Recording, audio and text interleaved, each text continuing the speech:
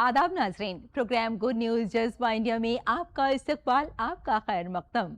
हम अक्सर देखते हैं कि हमारे चारों जानिब जो खबरें होती हैं उसमें बहुत सारे चैलेंजेस होते हैं, बहुत सारे मसाइल होते हैं। इसलिए हर एक हफ्ते हम आप तक लेकर आते हैं कुछ ऐसी कहानियाँ, कुछ ऐसी खबरें जो मुस्बत होती हैं, उम्मीद से भरपूर होती हैं। और ख़ास बात यह है, जिन शख्सियात से हम आपकी मुलाकात करवाते हैं उनमें हौसला होता है, उनमें आगे बढ़ने का जज्बा होता है, न सिर्फ अपने लिए बल्कि वो पूरे समाज को लेकर आगे बढ़ना चाहते हैं।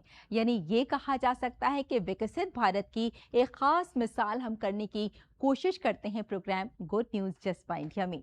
तो चलिए शुरुआत करते हैं प्रोग्राम गुड न्यूज़ जज्बा इंडिया की। मेरा आदाब कीजिए कबूल। तो बात हो रही थी आपके साथ एक ऐसी स्टोरी की जो शानदार हो, जो बेहतरीन हो और हम सब की जिंदगी में रोशन कर रही हो उस शमा को जिसकी हम सबको जरूरत होती है। जी हाँ, बात कर रही हूँ आपके साथ तालीम की, बात कर रही हूँ आपके साथ एजुकेशन की। हम सभी जानते हैं कि जहाँ तालीम नहीं होती वहाँ समाज पिछड़ जाता है, वहाँ लोग आगे नहीं बढ़ पाते, अपना एक मकाम हासिल नहीं कर पाते। ये तो हम सभी जानते हैं, लेकिन ऐसे बहुत सारे लोग हैं जो समाज से कहीं कटे हुए होते हैं और उसकी वजह बहुत सारी होती है। खास तौर से अगर हम इकोनॉमिकली देखें, हम माशी तौर पर देखें, तो ऐसे बहुत सारे लोग हैं जो एजुकेशन हासिल नहीं कर पाते। उन्हीं के लिए एक ऐसी पाठशाला बनाई गई है जहां बिना फीस के वो तालीम हासिल कर सकते हैं। उनको वहां से ड्रेस भी मिलती है, किताबें भी मिलती हैं और कई बार तो ये भी होता है कि कुछ टीचर्स उनको इस तरह से मुहैया कराए जाते हैं जो उनकी शख्सियत की नशो नुमा करते हैं। यानी कुल मिलाकर ये जो पाठशाला है चैलेंजर्स की है। तो किस तरह से ये लोग काम करते हैं तालीम के लिए, आइए आपको दिखाते हैं। अगर इरादे मजबूत हों तो मुश्किलें भी रास्ता नहीं रोक सकती। इसी सोच को अमली जामा पहना रहे हैं नोएडा के नौजवान प्रिंस, जो समाज के जरूरतमंद और गरीब बच्चों के लिए तालीम की शमा को रोशन कर रहे हैं। शिक्षा हर बच्चे का अधिकार है, लेकिन कई बार गरीबी और मजबूरियां कई बच्चों को स्कूलों से दूर रख देती हैं। लेकिन नोएडा में चैलेंजर्स ग्रुप ने इसका एक समाधान निकाला है। हम यहाँ मौजूद हैं सेक्टर 22 में और आपको लेकर चलते हैं आज हम चैलेंजर्स की पाठशाला में।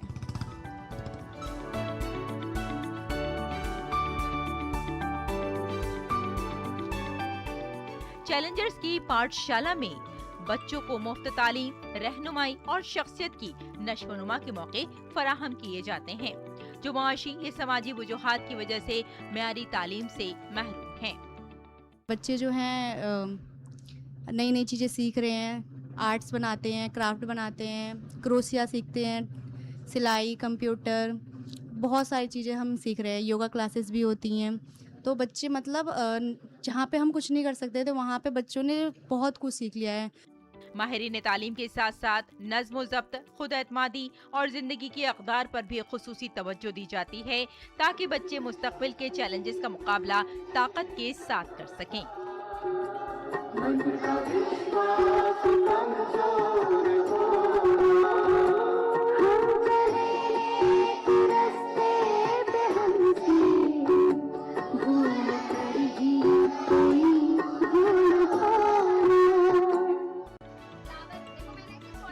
ये इक़दाम न सिर्फ बच्चों को तालीम से जोड़ रहा है, बल्कि उनके ख्वाबों को भी नए पंख दे रहा है।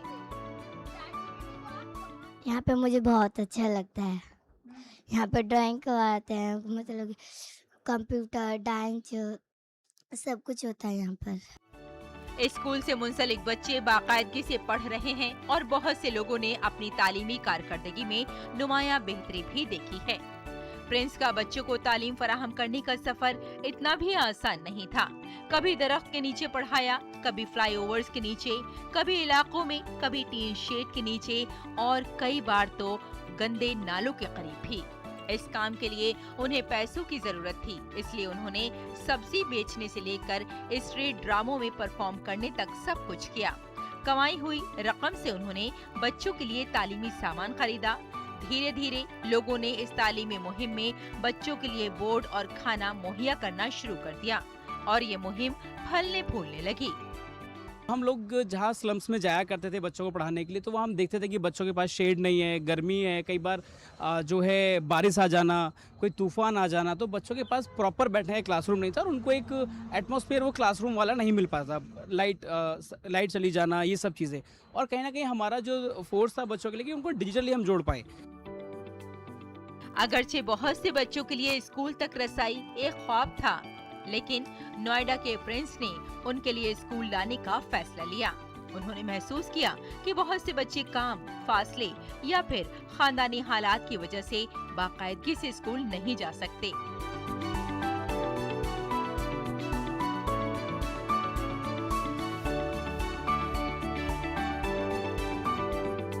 यहाँ एक आम बस को स्मार्ट क्लासरूम में तब्दील कर दिया गया है। इंदौर एक ब्लैक बोर्ड, किताबें, डिजिटल स्क्रीन, बैठने का इंतजाम और मुकम्मल सीखने का माहौल।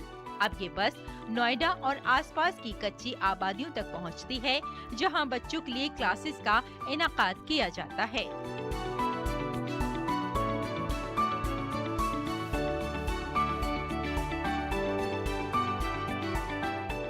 वो बच्चे जो कभी स्कूल से दूर थे, अब इस मोबाइल स्कूल का बेताबी से इंतजार करते हैं।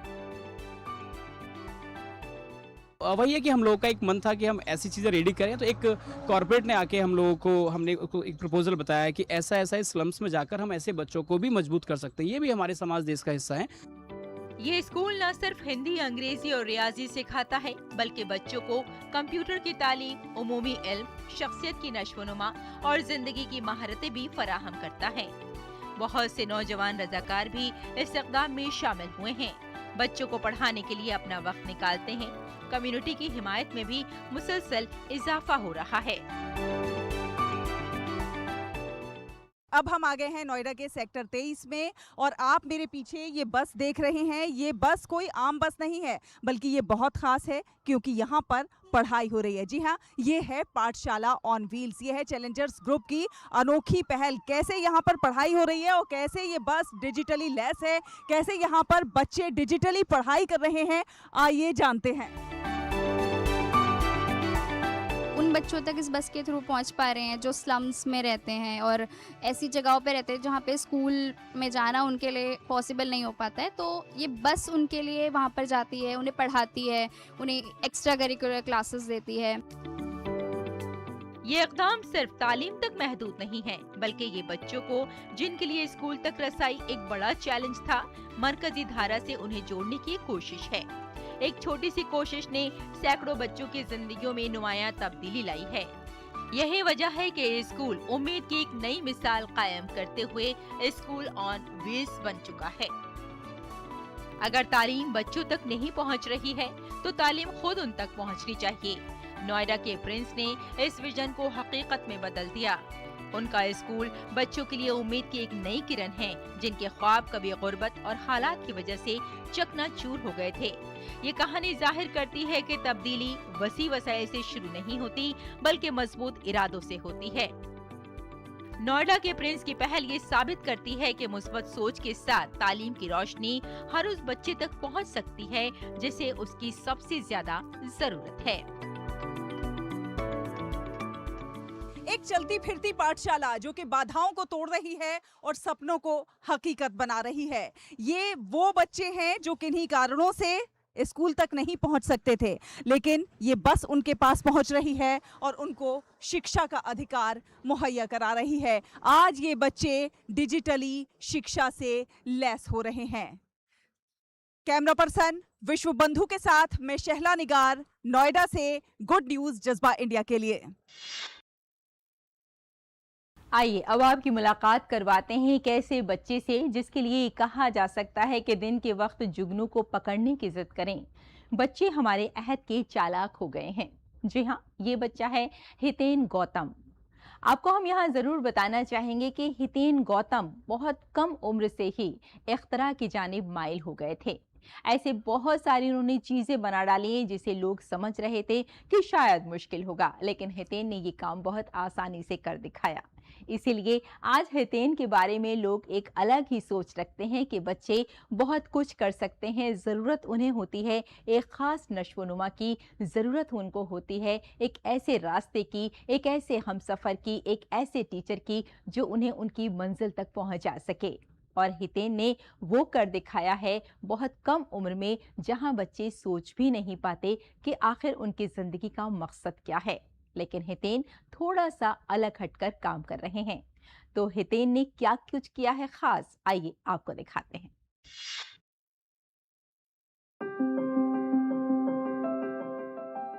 छोटे कदम बड़े ख्वाबों का आगाज बन जाते हैं। हिंदुस्तान के नौजवान आज सिर्फ किताबों तक महदूद नहीं हैं, बल्कि साइंस और टेक्नोलॉजी की मदद से समाजी मसाइल का हल भी तलाश करते हैं। ऐसे नौजवान इख्तराई तरक्की याफ्ता हिंदुस्तान के विजन को नए बाजू दे रहे हैं। मॉडर्न पब्लिक स्कूल शालीमार बाग दिल्ली के तालिबे इल्म हितेन गौतम इन नौजवान चेहरों में से एक हैं, जिनकी सोच उनकी उम्र से कहीं ज्यादा है। मेरा मतलब एक ही मतलब ऐसे ही ऑब्जेक्टिव है, एनवायरनमेंट को वापस से फ्रेंडली बनाना।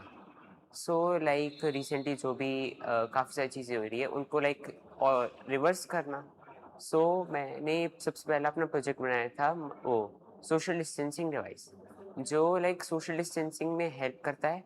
और फिर मैंने ये रिसेंट प्रोजेक्ट बनाया सोलर कार रोबोट। सिर्फ 9 साल की उम्र में कोविड वबाई मर्ज के दौरान जब पूरी दुनिया चैलेंजों से नबर्द आजमा थी, हितेन हल तलाश कर रहे थे। इन्होंने समाजी दूरी का आला बनाया, फिर एक दाखिली खारजी हिफाजती आला बनाया और इस्तेमाल शुदा मास्क से ईंटें बनाने के लिए मास्क टू ब्रिक 2.0 प्रोजेक्ट तैयार किया। इस सफर को जारी रखते हुए अब इन्होंने सोलर कार रोबोट भी बनाया। ये मॉडल शमसी तवानाई से चलता है। सोलर पैनल्स, रिचार्ज बैटरियां, एक चार्ज कंट्रोलर और एक मोटर सिस्टम इस्तेमाल करते हैं। इनका मकसद पेट्रोल और डीजल पर इन्हिसार कम करना, आलूदगी को कम करना और लोगों को साफ तवानाई को अपनाने की तरगीब देता है। इस मंसूबे की तवज्जो सस्ती, माहौल दोस्त और पायदार नक्लो हमल पर है।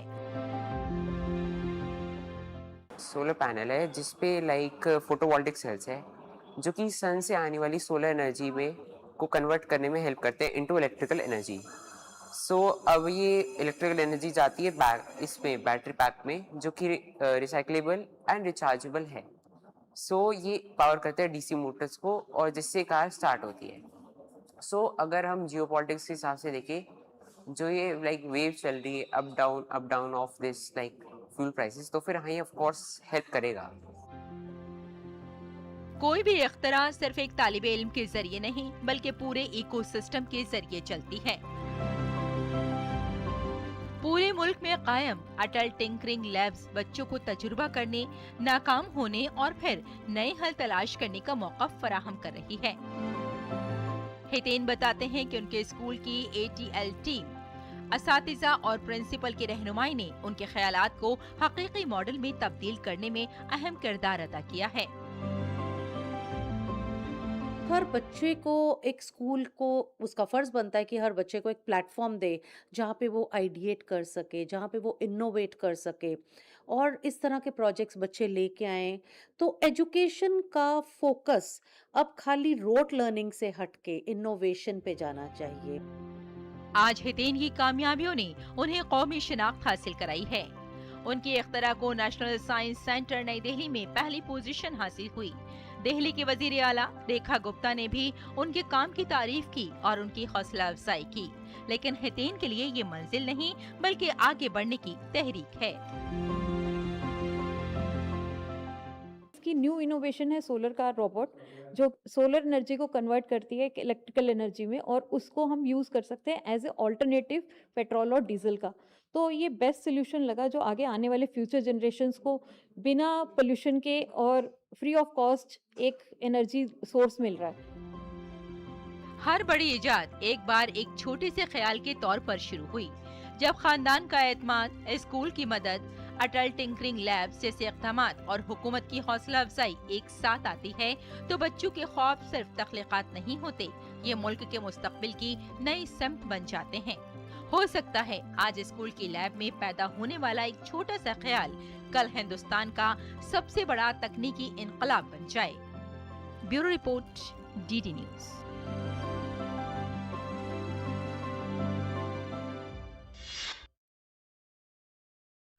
और चलिए अब आपकी मुलाकात करवाते हैं डॉक्टर परमेंद्र माहेश्वरी से। ये तो हम सभी जानते हैं कि डॉक्टर इलाज करते हैं, लेकिन ऐसे बहुत सारे डॉक्टर हैं जो अपने लफ्ज़ों के जरिए भी इलाज करते हैं। ऐसे बहुत सारे डॉक्टर हैं जो इलाज के अलावा नेकी का भी रास्ता अपनाते हैं। बेशक इलाज करना अपने आप में नेकी है, लेकिन ऐसे बहुत सारे काम होते हैं जो नेकी के लिए किए जा सकते हैं, समाज की फलाह के लिए किए जा सकते हैं।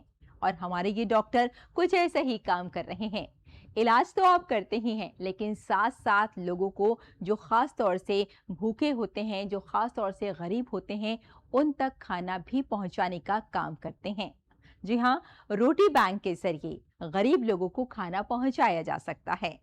और हमारे डॉक्टर साहब कुछ ऐसा ही काम करते हैं। इनके जो रजाकार हैं वो लोगों के घरों से खाना इकट्ठा करते हैं। बहुत सारे ऐसे भी लोग हैं जो खुद ब खुद खाना पहुंचवा देते हैं, खाने के पैकेट्स और ढेर सारी रोटियां। और यकीन मानिए इस तरह से बहुत सारे गरीबों का इलाज आराम से किया जा सकता है। इलाज से मेरी मुराद है कि उन तक खाना पहुंचाया जा सकता है और वो लोग भूखे भी नहीं रहेंगे। तो एक बहुत ही खूबसूरत पहल की है डॉक्टर साहब ने। आइए आपको मिलवाते हैं डॉक्टर साहब से।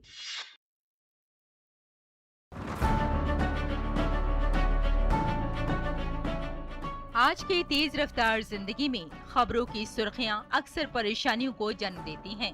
ताहम कुछ लोग हैं जो अपने काम के जरिए उम्मीद पैदा करते हैं और हमें यकीन दिलाते हैं कि इंसानियत अब भी मौजूद है। उत्तर प्रदेश के बरेली से ताल्लुक रखने वाले ऐसे ही एक डॉक्टर ने तिब को सिर्फ पेशा ही नहीं बल्कि खिदमत का अहद बना लिया।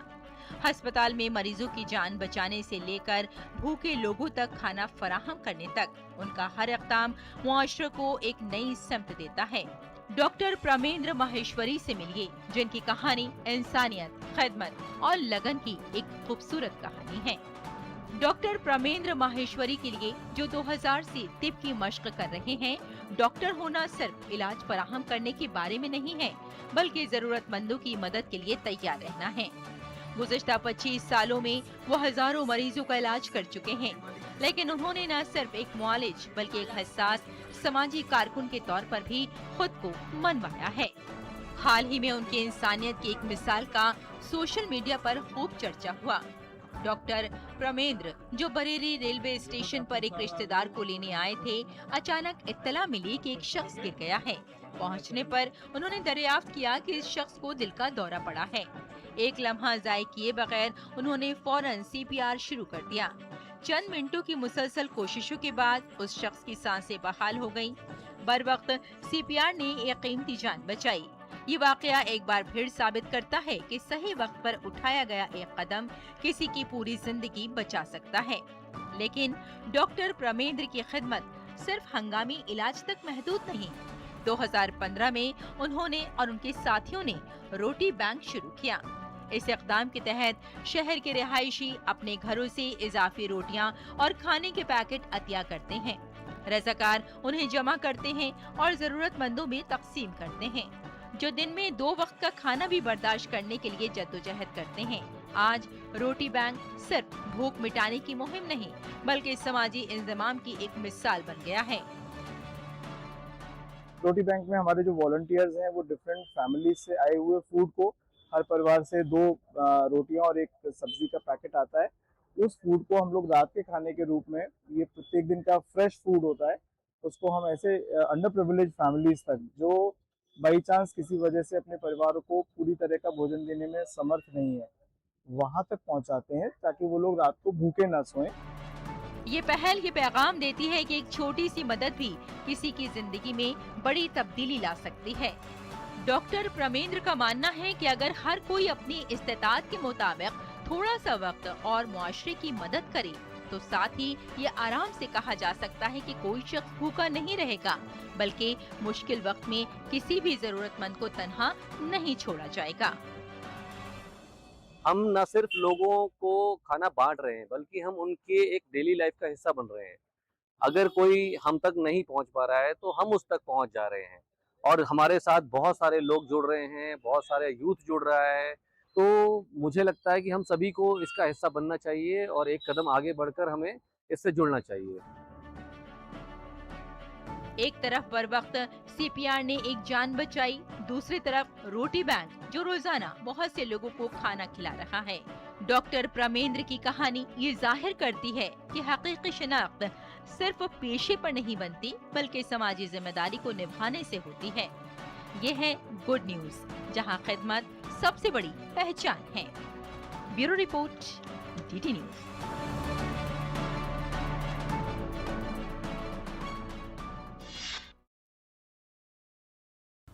और चलिए अब आपको लिए चलते हैं बेंगलुरु के एक ऐसे अपार्टमेंट में जहां लोग पानी की बूंद बूंद बचाना जानते हैं। भाई ये तो हम सभी जानते हैं कि पानी का बहरान कई बार हो जाता है और इसीलिए हमें पानी की हिफाजत करनी चाहिए, पानी को बचाना चाहिए, कोशिश करनी चाहिए कि अगर हम पानी ज़्यादा से ज़्यादा उससे काम ले रहे हैं या ज़्यादा से ज़्यादा पानी बह रहा है कहीं तो हम उसकी हिफाजत करें। यानी पानी को बचाना न सिर्फ हमारी ज़िंदगी के लिए ज़रूरी है बल्कि आने वाली नस्लों के लिए भी पानी को हम सबको बचा कर रखना है। और इसीलिए बेंगलुरु के इस अपार्टमेंट में अब पानी की कमी नहीं होती। जहां कभी पानी के टैंकर आते थे वहां अब पानी की जो सतह है ज़ेरे आब वो अब बेहतर हो रही है। यानी ज़मीन के नीचे जो पानी है अब उसकी जो सतह है वो ऊपर आ रही है और इसका पूरा श्रेय, इसका पूरा क्रेडिट जाता है अपार्टमेंट के लोगों को। तो किस तरह से ये जो लोग हैं, जो रिहायशी हैं, किस तरह से कर रहे हैं काम, आइए देखते हैं।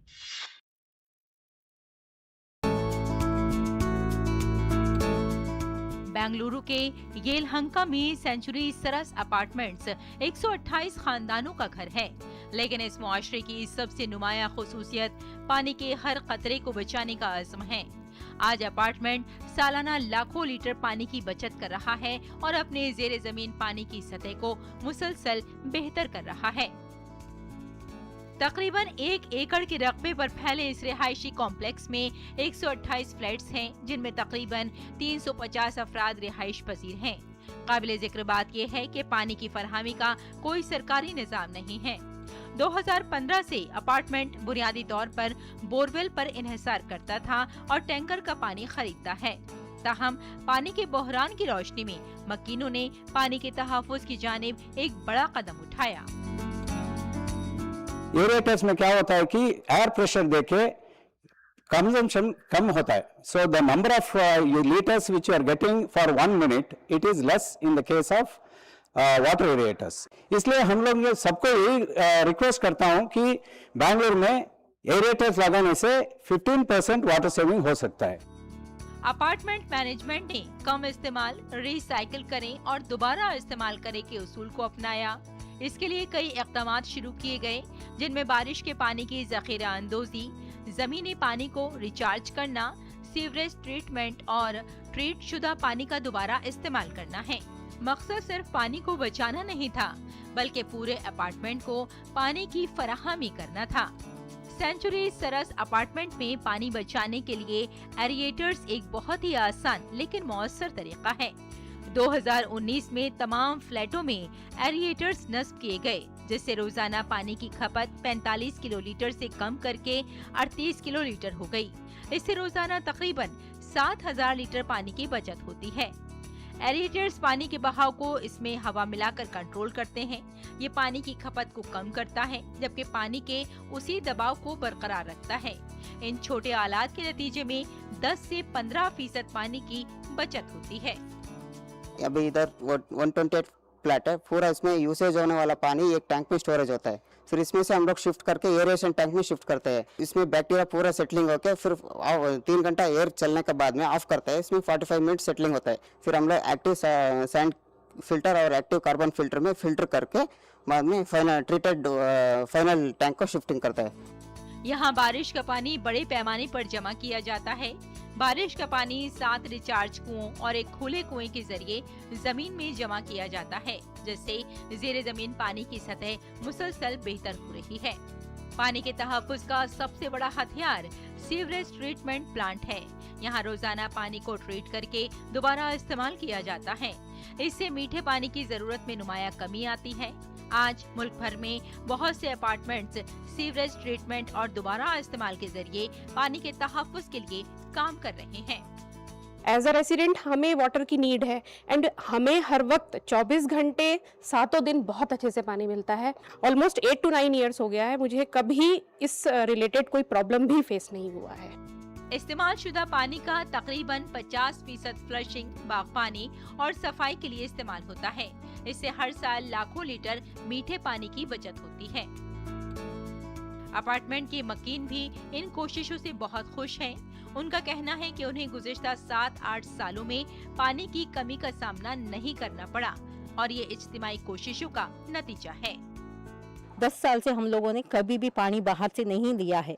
हम सेल्फ सफिशिएंट है और उसी को मेंटेन करने की बहुत कोशिश करते हैं। हम लोग रोज वाटर मॉनिटर करते हैं। बारिश का पानी इस अपार्टमेंट की जरूरियात को पूरा करने में अहम किरदार अदा कर रहा है और पानी के बहरान से निपटने के लिए एक मजबूत ऑप्शन बन चुका है। Bureau report, GT news. तो देखा आपने, जिनके पास हिम्मत होती है, जिनके पास हौसला होता है, वो जिंदगी में बहुत आगे बढ़ सकते हैं। ज़रूरत इस बात की है कि हम जल्द से जल्द एक बेहतर कदम उठा सकें। और एक और बात जो हम अक्सर आपसे कहना चाहते हैं कि हम सबको चाहिए कि हम मुख्तलिफ शख्सियात के बारे में ज़रूर जानें और उनके बारे में पढ़ें। जब हम पढ़ते हैं तो हम अच्छी चीज़ों को अपनी ज़िंदगी में भी शामिल करने की कोशिश करते हैं। और एक और अच्छी बात वो ये कि हमेशा चेहरे पर अपनी एक खूबसूरत मुस्कुराहट रखिए, क्योंकि जब आप मुस्कुराते हैं तो दूसरों को मुस्कुराने का सबब दे जाते हैं। फिलहाल bye bye and take care.